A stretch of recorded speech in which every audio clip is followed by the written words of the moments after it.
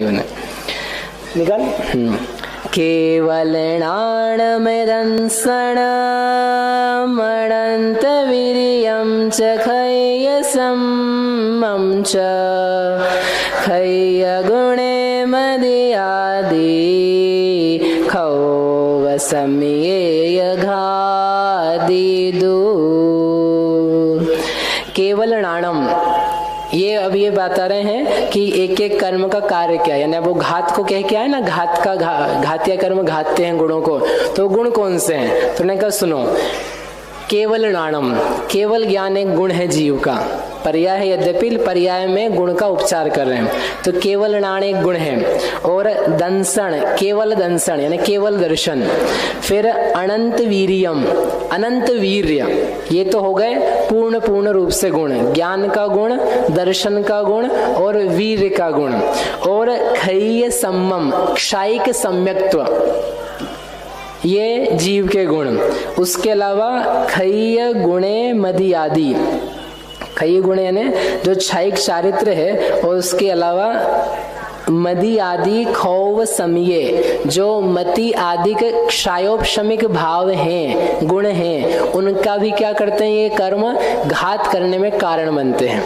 तो अब एक एक गुण को एक एक से रिलेट करना है कि एक तो पहले क्षायिक और क्षायोपशमिक ख्याल में, क्षायिक यानी कंप्लीट, कर्म के क्षय से जो उत्पन्न होता है जीव का सहज भाव, जीव का जो नेचर है ज्ञान का, पूर्ण ज्ञान का, तो पूर्ण ज्ञान का जो स्वभाव है वो प्रकट हो जाए, तो उस समय ज्ञानावरण कर्म पूरा का पूरा खत्म हुआ, समाप्त हुआ, जीव के अस्तित्व में रहा ही नहीं, उसको उस समय प्रकट होने पर कहते हैं क्षायिक ज्ञान। नहीं समझ में आए तो केवल ज्ञान यदि सुना हो तो भी चलेगा। सर्वज्ञता, वह क्षायिक ज्ञान कहलाती है। फिर सर्वदर्शी, अनंत दर्शन, वह कहलाता है केवल दर्शन, क्षायिक दर्शन। दो गुण हो गए, ज्ञान जानने का काम करता है और दर्शन सामान्य अवलोकन का कार्य करता है, इतना सामान्य से समझ सकते हैं। अब ये जो ज्ञान है इसी के दो टाइप्स करे उन्होंने, क्षायिक ज्ञान और क्षायोपशमिक ज्ञान। क्षायिक ज्ञान तो कंप्लीट ज्ञान हो गया, और क्षायोपशमिक कैसा है, जो अधूरा ज्ञान है, जो वर्तमान में संसार अवस्था में जीवों के प्रकट रहता है, हमारे आपके है, उसको बोलते हैं क्षायोपशमिक ज्ञान, जिसमें क्षय प्लस उपशम प्लस उदय, ये तीन चीजें पाई जाती है। ऐसी अवस्था का नाम है क्षायोपशमिक भाव। कौन कौन सी तीन चीजें? क्षय, उपशम एंड उदय। तो नाम हम क्षयोपशम पे ही रखते हैं, लेकिन उसमें उदय भी पाया जाता है। ऐसी स्थिति में जो जीव के गुण की स्थिति बनती है, पर्याय प्रगटती है, उस पर्याय का नाम कहलाता है क्षयोपशमिक भाव। आगे जब अनुभाग की चर्चा आएगी दूसरे अधिकार में, तब अपन देखेंगे कि सर्वघाती कर्म है और देशघाती कर्म है। तो जिन कर्मों का उदय आने पर कुछ जीव का गुण प्रकट भी रहे, अंश प्रकट रहे, पूरा घात ना हो, उसको कहते हैं क्षयोपशमिक कर्म, और जो भाव प्रकट हुआ उसका नाम है क्षयोपशमिक भाव। जहां पर पार्शियल, आंशिक जीव का गुण व्यक्त रहता है, मौजूद रहता है, तो उन सारी चीजों को अपन क्षयोपशमिक कहते हैं। तो ज्ञान में क्षयोपशमिक भाव बनता है, दर्शन में क्षयोपशमिक भाव बनता है, और सम्यक्त में बनता है, चारित्र में बनता है, और दान, लाभ, भोग वीर्य, इनमें बनता है। तो ये क्षयोपशमिक भाव वाले गुण हैं, और इन्हीं का सबका क्षायिक भाव भी बनता है, क्योंकि जब कर्म पूरा का पूरा समाप्त हो जाता है, जीव से पृथक हो जाता है, तब उस समय जो शुद्ध दशा प्रकट होती है इन्हीं गुणों की, उसको बोलते हैं क्षायिक भाव। ख्याल में ही बात? तो इसलिए यहाँ पर दो चीजें लिखी है कि जो ज्ञानावरण कर्म है वह जीव के केवल ज्ञान को और क्षयोपशमिक ज्ञान के घातने में कारण बनता है।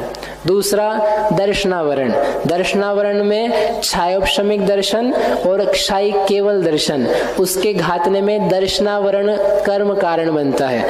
फिर लिखा है दर्शन मोहनीय, मोहनी कर्म के दो टाइप्स हैं, दर्शन मोहनी और चारित्र मोहनी। तो जो दर्शन मोहनी है वह जीव के क्षयोपशमिक श्रद्धान, औपशमिक श्रद्धान और क्षायिक श्रद्धान, इन तीनों के घात करने में कारण बनता है। अभी तक अपन ने दो ही वर्ड यूज करे थे, क्षायिक और क्षयोपशमिक। इसमें तीन शब्द आ गए, कौन सा जुड़ गया?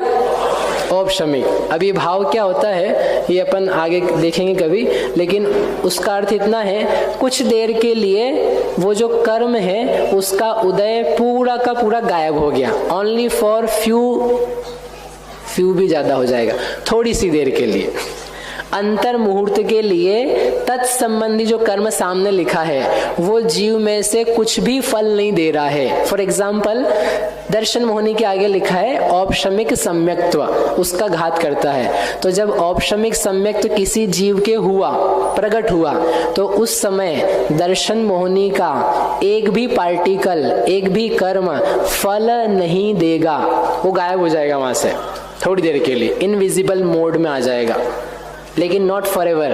कितनी देर के लिए? अंतर मुहूर्त। अंतर मुहूर्त यानी 1 सेकेंड, 2 सेकेंड, 4 सेकेंड, 5 सेकेंड, बस बहुत हो गए, इससे ज्यादा नहीं। इतने में वापस से फिर वो जाग जाता है। थोड़ी सी देर के लिए उसको सुलाया, किसको? दर्शन मोहनी को। फिर थोड़ी देर बाद क्या हो जाता है? वो जाग जाता है, अपने आप ही जाग जाता है, क्योंकि उसमें ज्यादा सोने की शक्ति नहीं है। तो खत्म करो उसको या उसका क्षय उपशम करो, दबाओ उससे। तो इस टाइप की जो चीज बनती है वो केवल 2 में ही बनती है, दर्शन मोहनी में और चारित्र मोहनी में। इसलिए उन दोनों के आगे 3 शब्द डाले हैं कि वे उस चीज का, उस गुण का घात करने में कारण बनते हैं। चारित्र मोहनी कर्म जो है वह क्षायिक चारित्र, क्षयोपशमिक चारित्र और औपशमिक चारित्र, इनके घात करने में कारण बनता है, यानी निमित्त बनता है। ऐसा अंतिम दिया है अंतराय। अंतराय में भी 2 ही प्रकार के भाव बनते हैं, क्षायिक और क्षयोपशमिक। दान, लाभ, भोग, उपभोग, वीर्य, इस प्रकार की जो 5 चीजें हैं उनके घात करने में ये अंतराय कर्म कारण बनता है। इस प्रकार से ये जो जीव के गुण हैं ये पूर्णतया प्रकट नहीं हो पा रहे हैं, इनके लिए जो बाहरी हेल्पफुल सामग्री है वो ये कर्म है। ये कर्म ना हो हेल्पफुल तो उस प्रकार के भाव पैदा होना संभव नहीं है। समझ में आया? समझ में आया कि नहीं आया? वाह, बहुत बढ़िया। क्षयोपशमिक भाव आ गया आपको समझ में? क्या बोल रहे हो?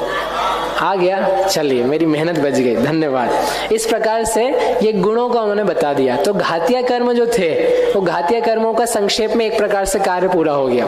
इतना याद नहीं रहे आपको तो बहुत सिंपल है। ज्ञानावरण कर्म ज्ञान का घात करने में कारण बनता है। दर्शनावरण कर्म दर्शन गुण जीव में पाया जाता है, उसके घात करने में कारण बनता है। जो मोहनी कर्म है वो मोहनी कर्म श्रद्धा और चारित्र के घात करने में कारण बनता है।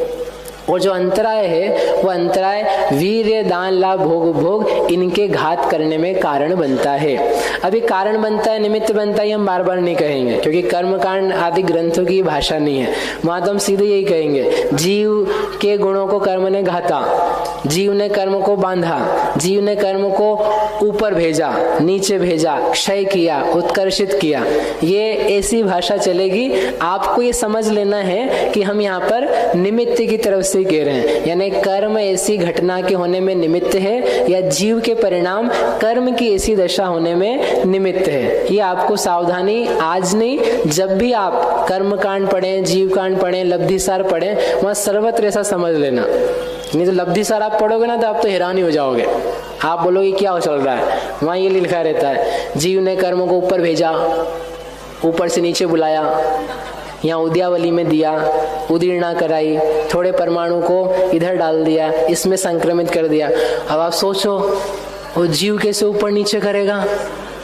हमने तो मुनिराज के फोटो ऐसे देखे हैं, जब जब ध्यान लगाया, और श्रेणी मांडी तो भी हमने ऐसे देखा। अब वो कर्म को ऊपर कैसे उछाल उछाल के यूं करेंगे?